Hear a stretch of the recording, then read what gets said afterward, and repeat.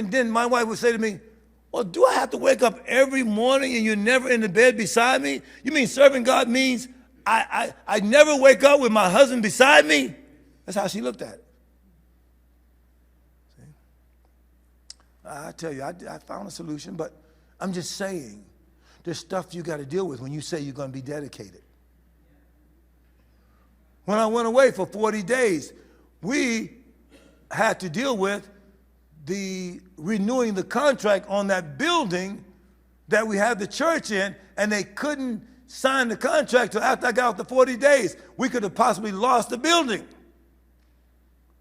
But my conclusion is, if going away with God means we lose the building, we lose the building, but I need God more. And I've been like this like the whole time. And I still realize, not even anywhere close. Not to God, Almighty God. Oh, come on. But he's always in every generation found somebody that wanted him enough that he could show his life through, and they became an attraction. Not that they became famous, but God became famous through them. They decreased, God increased. You say, that person must be godly. Who do you say is godly now? See? Who do you say, I know if I get around that person and stay with them a while, I'm literally going to be transformed into the image of God. So I had to make sure that when we were together with Bishop, or I was together with my bishop here, that I prayed with him, that we didn't just do golf and we didn't just have fun. Life for God is not fun.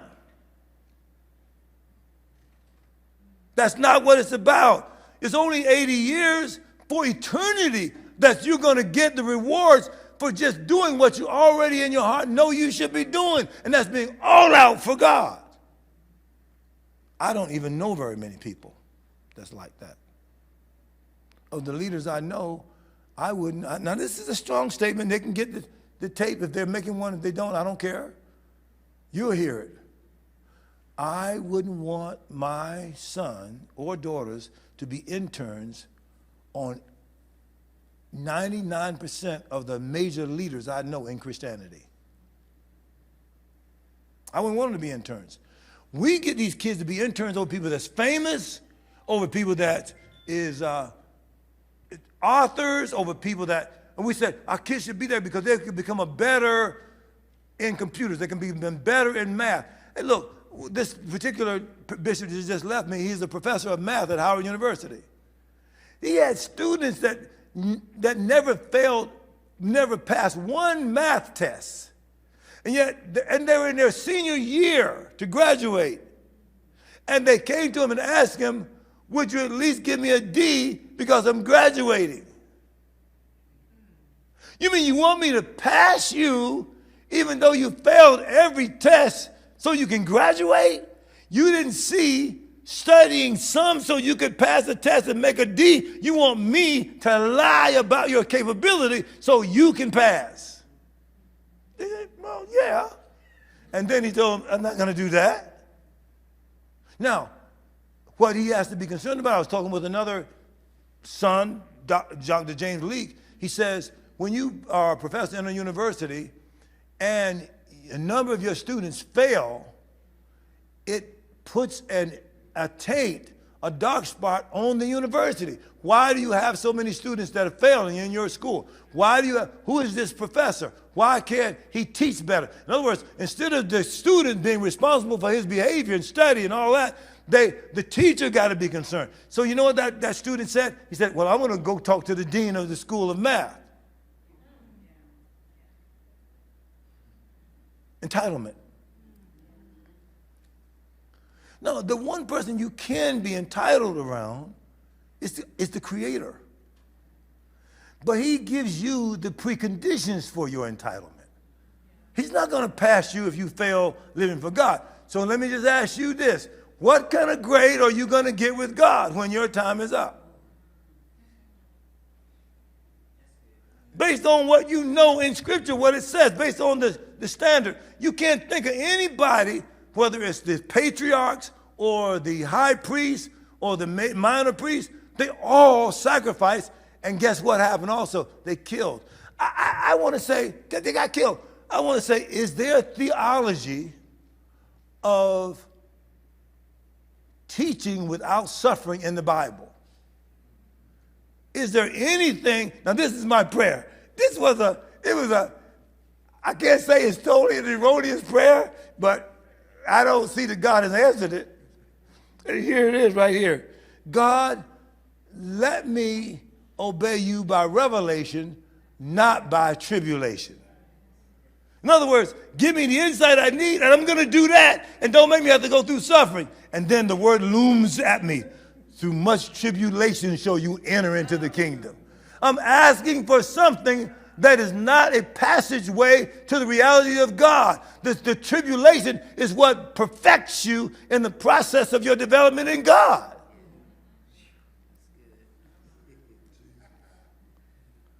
And yet we want avoidance. Just don't let me go through nothing.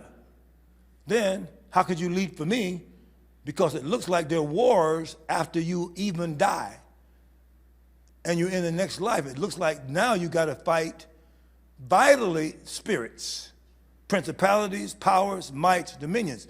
But what I'm really understanding, a lot of Christians I know, this stuff about warfare in the spirit and this prayer stuff, this stuff ain't real. Oh boy, boom. Bishop, can you hold it down? Do you hear this? Look, when you start thinking about this stuff, be honest about it. How real is that stuff to you in reality? The demons, the people say, oh, that's a lying spirit. Well, what does he look like then? I mean, what kind of, was he, did you see his face? Was he a darker, lighter hue? Like, you know, say most white people, they're deceivers. Like, what does deception look like? Is it a person? It's a spirit. There's a spirit of whoredoms. What does that one look like? Is it male or female? Do you understand? So when you start breaking this stuff down, still the invisible world isn't that real to most Christians I know. Because you got to press into that realm. You cannot do all the things you normally do and as a footnote, pray.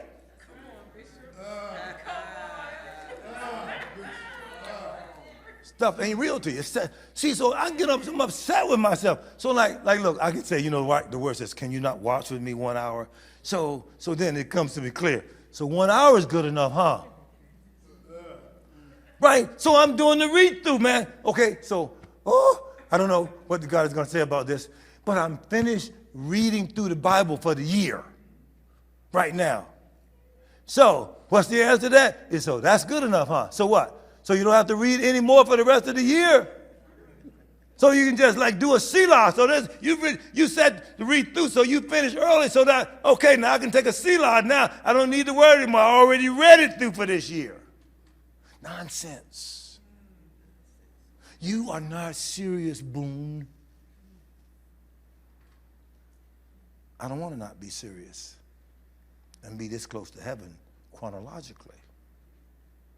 Meaning, I'll be 75 on their next birthday, and I don't know when he's going to say, okay, this is it. If he says this is it, I want to like, yes, sir.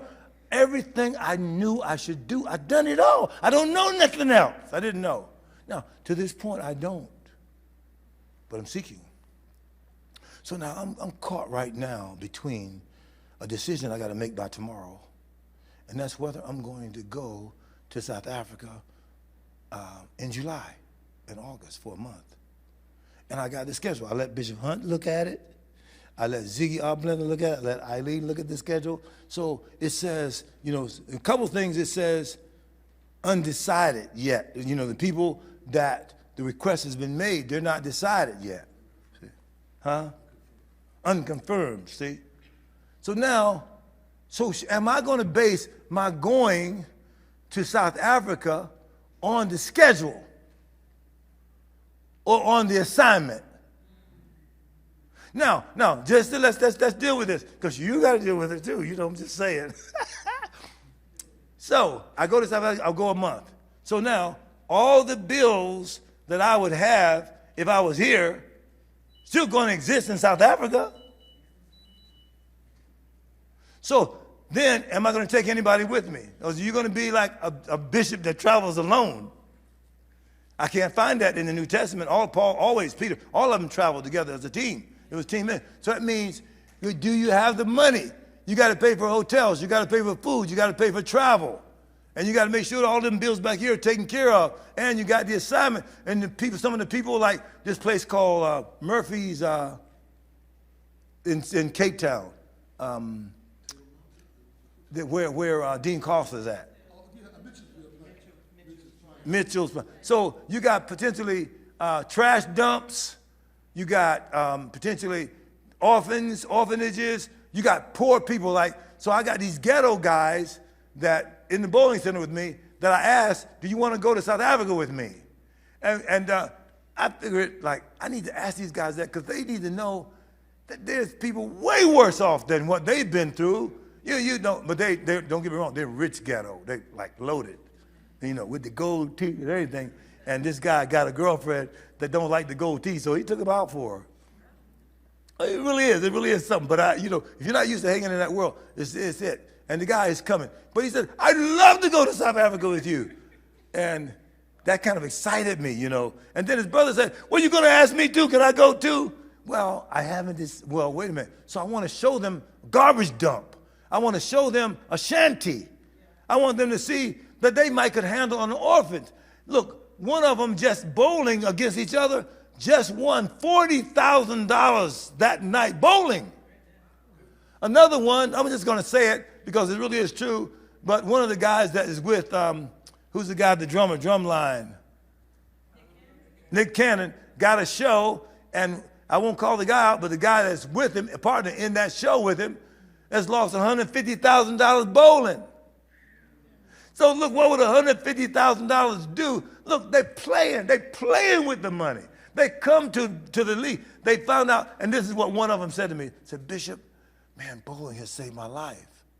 I don't know what kind of trouble I would be in if I wasn't bowling. He really meant that. Because he'd be in the streets doing trouble. He'd be doing stuff. Loaded with money. This one of them has exotic cars. He has 30 exotic cars that he rents out. They loaded. Some of the cars cost $500,000. He got 30 of them.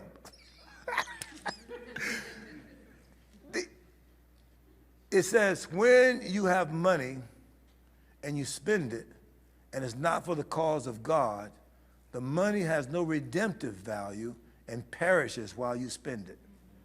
Meaning the money only helps exaggerate the level of life you're living on. If you and yourself live a trashy life, you spend your money on more trash. God knows why he hasn't given you crazy money. You may say, oh, I want to be rich. Well, all you got to do is look at your track record of your spending. Whatever proportion you keep now, more money is not going to make you give more. You're going to keep the same proportion. God knows it. Why should he give you a lot of money? That all the money belongs to God. The gold is mine, the silver is mine. So if you can live a good life off of, say, 100,000, and God gives you $1 million, why aren't you giving the 900,000 away for the cause of God? Because you're unconverted. You're saved, but you're not the real thing. You'll say the gold is mine, the silver is mine. You read that scripture and say, that's a great scripture right there. But you're clearly not going to do that. You're going to keep that money. That's what a lot of Christians do. They keep in all these categories. You want me to stop? Just hold on with me just for a minute. See, so I find out in prayer, you notice I'm talking about me. And I think I'm serious. But when I read the Bible and I look back at these other people, you ain't serious, Boone. You're not serious. I was talking to Bishop Hunt. I need to leave him alone, but he's the closest to me. So, look, I talked with him I was hitting it too, buddy. He literally says, you got to watch the time we got prayer. I'm thinking, what I'm telling you, man, you got to get this. We'll get to prayer, but you need to get this. I'm telling you critical stuff. He was dealing with the time and you. I'm dealing with what I'm saying to you right now. Get that. No, it wasn't serious enough to get his attention enough to say, call one of these people here. We're going to be a little late. What the bishop is saying to me, I got to get. I am not critical enough in what I'm saying. It's not having the impact at the level that's making a difference in people's lives. Or they change their priorities and make them the priorities of the messaging I'm giving. This is what I realize. So then I want to be really dedicated at a higher level and I can get better results. I'm not all that dedicated. When I really look at the apostles or the prophets and the pastors. But listen, right now it seems hard. But when you get to heaven and you get all those rewards, there's nothing you can think of on the earth that's going to be what you're going to get in heaven. Because everything here in the earth is going to be burned. So anything you would treasure here is trash in heaven. There's nothing here worthy of you. So you might say, I love my family. Not going to be your family in the next world. I mean, you know, there's stuff that really is something. I got my grandchildren. I got my children. I'm sorry. You got to go back to the priorities of God. So when I start looking at that stuff, like, I just go to God and say, help me, please. Just help. I need your help. I want to be so serious in God. That doesn't mean mean. It doesn't mean not laughing. It doesn't mean not being a blessing. But I want to be like, yes, in heaven. They're saying, look at this boom down here. They ain't calling me bishop up there. Look at it. He's living it all the way for me. I want it. I don't want to pray for one person that I don't get a manifestation of the solution of what I'm praying for. See? Why would I pray, and we have this confidence that if we ask anything according to his will, we know he hears us. So, okay, I just prayed for this sickness. Why isn't this sickness gone? Well, I don't know why it's not gone. Well, why don't I know?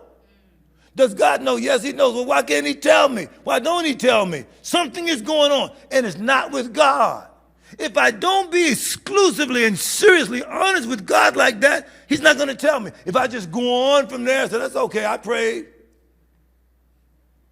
No. When you start looking at the Bible, the prophets, start looking at the apostles in the New Testament, they got manifestations all the time. Now, let me go, I'm going to end this and just talk about faith for a minute. Look at Romans chapter 8, because I really jumped out to Romans chapter 8. That's in the New Testament. Go ahead.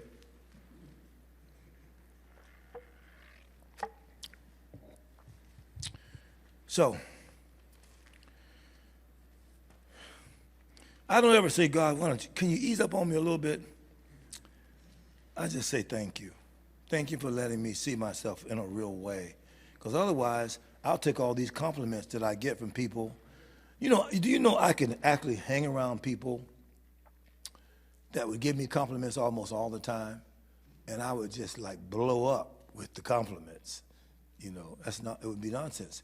Let me tell you what I did. This is on tape, but I was down there in Florida consecrating myself, and Gordon Robertson asked me to come up to Pat Robertson's 93rd birthday celebration. And I was down there consecrating myself, and I actually sent him an email and said, I can't do it. Now, the two guys I like the best out there is Jay Grimstead and Pat Robertson. I believe he's living this thing. Not at the level of what I'm talking about right now, but he gave up everything. He was an attorney, Yale guy, attorney. His daddy was a U.S. Senator, Pat Robertson. But you shot it from the housetops. That's his book. He gave up everything to start this network, and a revival ensued when he was on a network that he had to put almost like, he had to make a, what do you call it when you put a wire, just try to get a signal. I mean, it was an ad hoc, it was, but he reached some people, they believed in what he was saying, the vision, and that thing exploded into that network. But he had to give up everything. He was poor, didn't have nothing. He wasn't used to being poor, but he gave up everything. I like that. I can't say I've given up everything. See? And in my mind, I think so, but I can name some stuff that says, wait a minute, if you're giving up everything, are you sure you should be driving like that?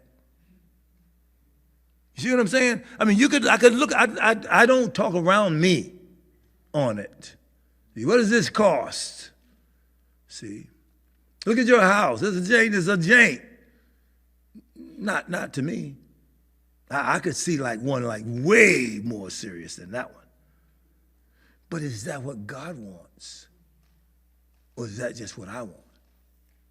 See? Now, I will tell you this. Just bear with me for another minute. I was looking at some RVs this past week. Like, I'm willing to sell the house, get an RV and put it in a trailer park. They don't call me that anymore. I think they call it camping grounds. I don't even like camping grounds. But it's kind of a step down for me. I'm just serious. God knows I'll do it. He knows it. You know, and as long as I don't tell him, I haven't told you about it. But, you know, if I tell somebody about it, they know, they say, no, Bishop, you don't have to do that. You don't need no. Now, so that's what I'm saying. And I'll be on the road, and when I come back, I go to the RV in the camping ground. Won't even drive the thing out of the camp. Have a car drive out of the camp, but that's what I stay in. And it's a one bedroom. Jake got a bathroom and a shower in it. But I'm kind of like that, you know. And like my wife she would really be getting on me even talking like that. I've been like that for a long time. Hey, look, this is funny, but I'm gonna let you see it. This is one of my ghetto guys calling me. This is the one. Look, his ears are burning. This is it right now. I want to answer it and say, look, you still want to go to Africa? You want me to do it? Okay, watch this. Shut up. Stop it, Bishop. Hey, what's happening? There you go. Hey, look, I'm in the church right now, but I told him you were open to going to Africa with me. Do you still want to go to Africa with me? Yeah, what's the date? It's in July, but I just wanted, these people, they may not believe that I asked you. I'm telling them right now. And didn't I say something to Justin about that too? I said, you were willing to go to Africa with me, and you could have gone to Africa, and you didn't. Didn't I say it though? Yeah. There you go. I wouldn't want to take a trip to Africa. See, that's what I'm saying right there. So look, I'll call you back. I got to finish this prayer meeting. Okay, bless you now. Bye-bye. His ears was burning. You see what I'm saying? You think I'm gonna stand up here and lie to you? I take the ghetto guy to Africa. He's not saved. I got to get him saved. But you do. What did he say? Hello? What? Compromising around him. He respect this. He probably won't go to nobody's church, but he respect this bishop. See, he wouldn't have done that with you. You're too dignified. You That's okay. See, he follows me, but not all the way. There's some things he just will not do. He's not going to do that. Big Lou, you would have done it, wouldn't you? There you go, right there. He would have done it. I know that. I know it.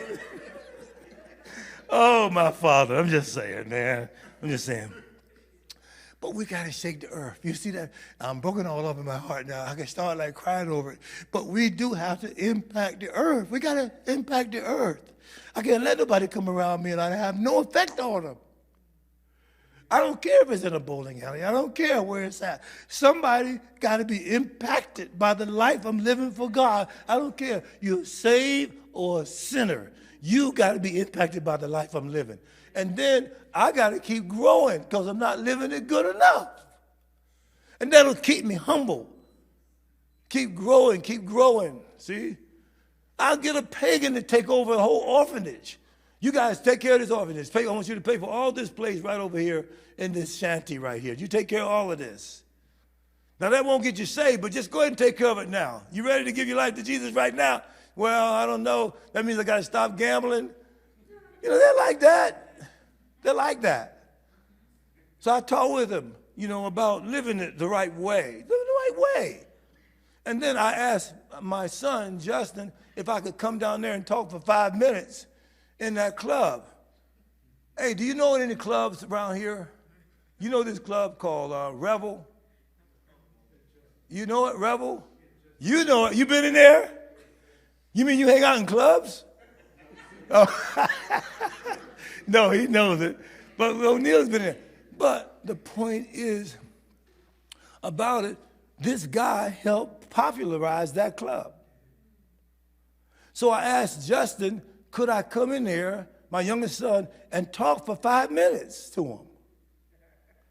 And he says, I don't organize the meetings. I only get the chefs and the chefs and organize everything, the tables, the servers. You know that. You know what he does. You know what he does.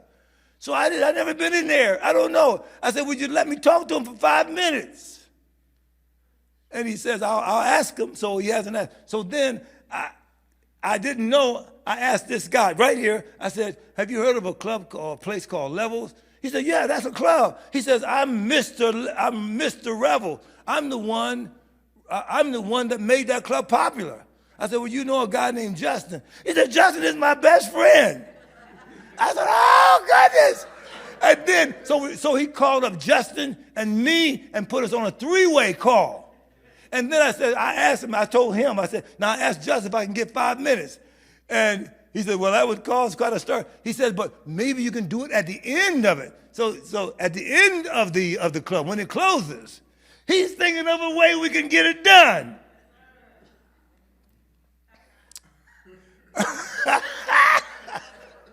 Man, I'm just saying, man.